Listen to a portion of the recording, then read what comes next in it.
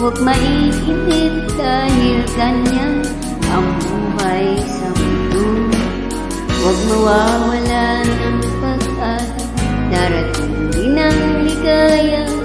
Ang isipin mo'y may bukas pa na mayroong saya.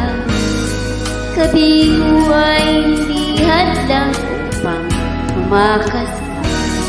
Huwag kang iiwas pag nabibigo, dapat na lumaban ka.